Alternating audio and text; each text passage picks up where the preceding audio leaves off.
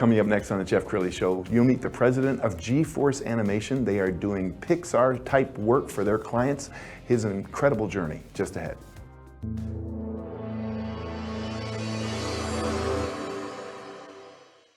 Many are predicting that the worst is yet to come, which is unfortunate, said one person here.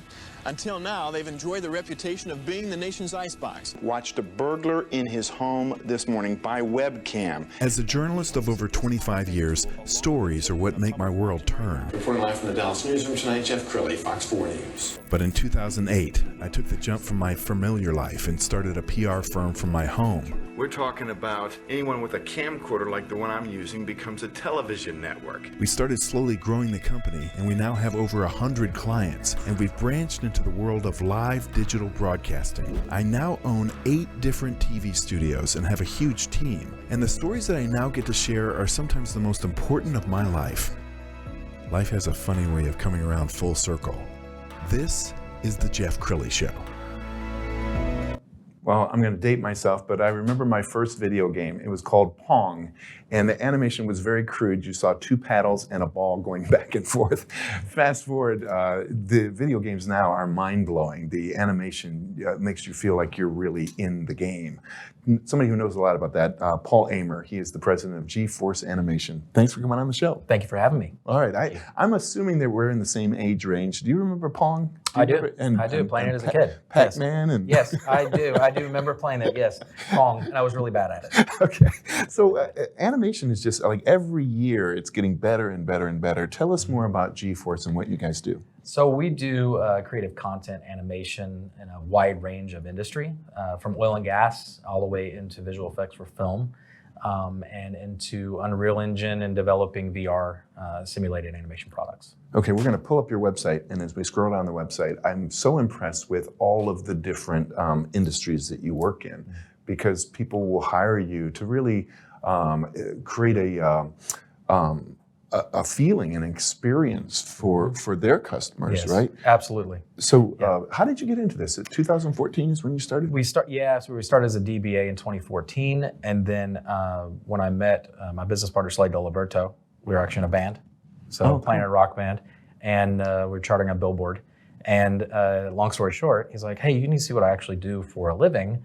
And so when I went over to his studio, I saw this really amazing work. So I have a lot of friends in oil and gas, things like that. And I realized, hey, I might be able to help, form a company. And so we formed this company together. Outstanding. And we were talking off camera. One of your favorite clients actually came from a conversation with a neighbor. Yes. So started Fireground VR back 7 years ago with an idea of creating firefighting simulation immersive training for firefighters and putting them in VR in real stressful situations.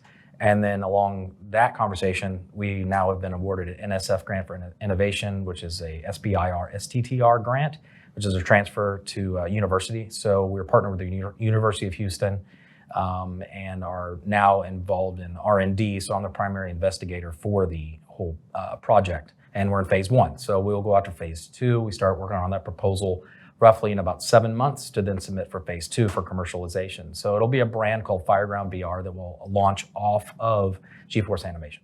And it started with an innocent conversation with a neighbor? It did. Yeah, it did. And we were sitting there talking and enjoying just meeting him and his kids and family. And he's a firefighter captain in the Sugar Land Fire Department. And so he and I started talking, and he was talking about training. And in the VR space, we had just bought the HTC Vive, which just came out at that time.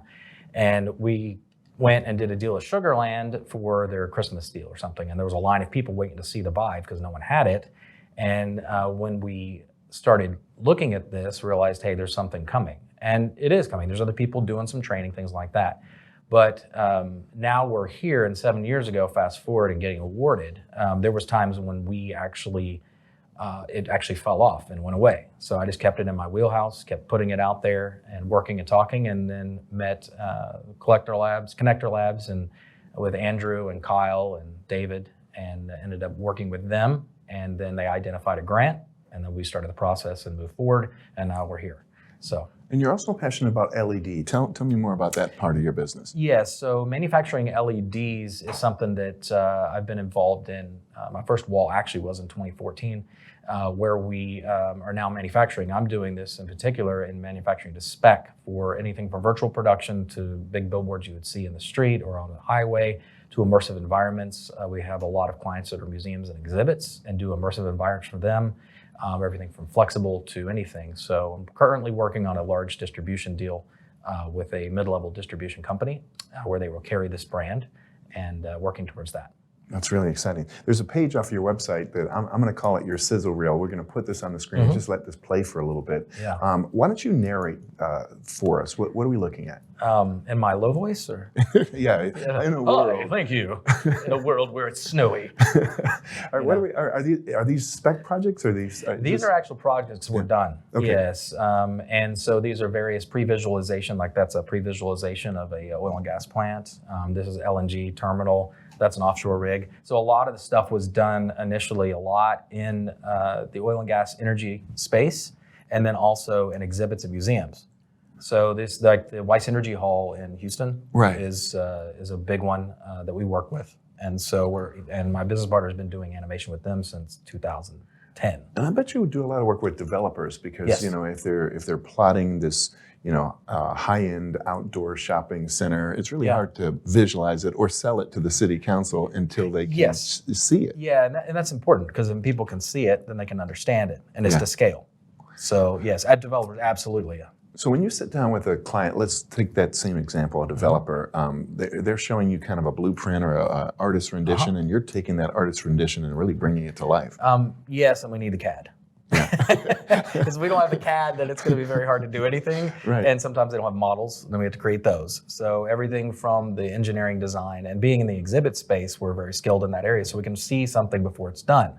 And so it applies both ways. Yeah. Yeah. So it seems like you're using both right brain and left brain because part of you is creative and part of you is analytical. Absolutely. And I want to give you a chance to brag about your team because every great founder or co-founder is only as good as their team. Yes, absolutely. Talk about the talent you've assembled. Yeah, so Slade Diliberto is one of the top 3D animators in the country as far as a 3D generalist goes. He's amazing at creating the content. We have programmers that I've brought in for this VR project particularly. One kid, his name is Kyle. He goes to U.S. robotic competitions. I have a very large network, so I'm able to reach a lot of different areas and ways. And so in my meeting different people, I've met people with different skill sets. And as things have progressed, I talk with them, I meet with them. I'm very passionate about what I do. So they start believing what I'm doing and they believe it. And so that's where we're here now. So it's been a pretty amazing journey where the company is now and where it started and keeps growing. So, and there's bigger goals. I'm always looking further down the line. And working with U of H has been great. Dr. Lila Cardin's fantastic. I've got a LMS director, Dr. Axel. He's amazing. He's a PhD in LMS design and AI. So I am definitely one of the least qualified when it comes to certain things, but definitely I'm a visionary and seeing things forward-looking when I'm doing something. Outstanding. Okay, we only have a couple minutes left. What would you like to leave the audience with? Final thoughts. Final thoughts is, for me, for anybody else that is an entrepreneur, don't stop. Keep doing it if you have passion. Believe in what you're doing. I believe that blessing comes from God. So I believe that is important in people's life and what you believe, and stay true to that. So that's what I would say. Outstanding. You've been a great guest. We're going to end with the website, which is gForceanimation.com. The great Paul Ehmer. Thanks for coming on the show. No, thank you for having me. That's This has been awesome. You bet. That's it for now. We'll see you next time.